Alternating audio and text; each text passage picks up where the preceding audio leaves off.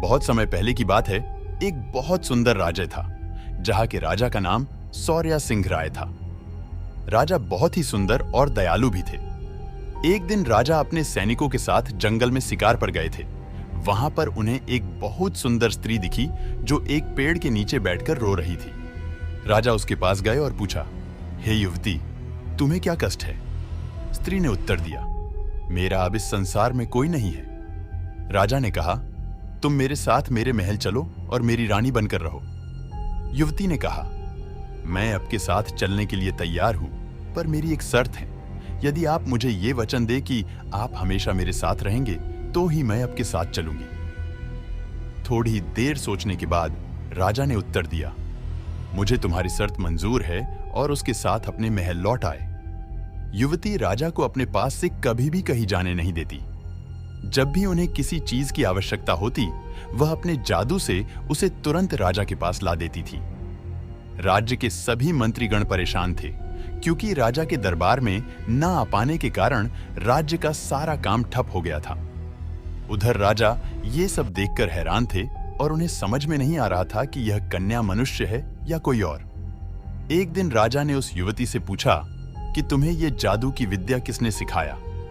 तब युवती ने उत्तर दिया और कहा कि मैं कोई साधारण मनुष्य नहीं हूं। ये विद्या नहीं हमारी शक्ति है, जो कि हमें स्वयं भगवान ने दी है, और हम अपने जादू से स्वयं को चाहे जितना बड़ा या छोटा भी कर सकते हैं। राजा ये सब देखकर हैरान थे। कुछ दिनों बाद वह धीरे धीरे नीले पड़ने लगे, क्योंकि यहाँ कन्या कोई मनुष्य नहीं बल्कि एक नाग कन्या थी। राजा की हालत बहुत ही गंभीर हो गई और प्रजा बहुत ही दुखी थी। तभी उनके मंत्रियों ने राजा को उस नाग कन्या से बचाने का एक उपाय निकाला। उन्होंने उस नाग कन्या से कहा कि अब राजा की जान बचाने का सिर्फ एक ही उपाय है। यदि तुम राजा की जान बचाना चाहती हो तो तुम्हें समुद्र के नीचे की धरती की मिट्टी लानी पड़ेगी। अब सिर्फ उससे ही राजा की जान बचाई जा सकती है। नाग कन्या कहा कि मुझे समुद्र की मिट्टी लाने के लिए अपने सर्प रूप में आना पड़ेगा। यदि आप लोग मुझे वचन दे कि जब तक मैं समुद्र से मिट्टी लेकर वापस नहीं आ जाती, तब तक आप लोग मेरा वही इंतजार करेंगे। सभी मंत्री वचन देने के लिए तैयार हो जाते हैं। सभी लोग नाग कन्या के साथ समुद्र किनारे पर जाते हैं। नाग कन्या अपने सर्प रूप में आकर समुद्र में अपनी पूंछ के बल जाती है और अपनी पूंछ के जरिए मिट्टी को ढूंढने की कोशिश करती है, पर असफल होती है। तब नाग कन्या मंत्रियों से कहती है, इस बार मैं अपने मुख के बल मिट्टी लेने जा रही हूं, इसलिए मैं खुद बाहर नहीं आ सकती। जैसे ही मुझे मिट्टी मिलेगी, मैं अपनी पूंछ हिलाकर आप लोगों को इशारा करूंगी और आप लोग मेरी पूंछ पकड़कर मुझे बाहर निकाल लीजिएगा। सभी लोग उसकी बात को स्वीकार करते हैं, और जब फिर नाग कन्या अपने मुख के बल समुद्र में मिट्टी लेने गई, सभी लोग अपने राज्य वापस आ गए और राजा का स्वास्थ्य भी अच्छा हो गया।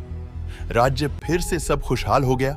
और उधर दूसरी ओर नाग कन्या ने आखिरकार पताल की मिट्टी ढूंढ ली और काफी देर तक अपनी पूंछ हिलाती रही, पर उसे कोई उत्तर नहीं मिला। काफी देर पूंछ हिलाने के बाद नाग कन्या ये समझ गई कि ये सब लोग उसे धोखा देकर चले गए हैं। आखिरकार थक कर उसने अपनी पूंछ अंदर ले ली, और तब से वो वही पताल लोक में ही बैठी हुई है। कहा जाता है कि आज भी जब भी कोई चीज ऊपर से गुजरती है तो वो उसे अंदर की ओर घसीटकर ऊपर की ओर आने की कोशिश करती है।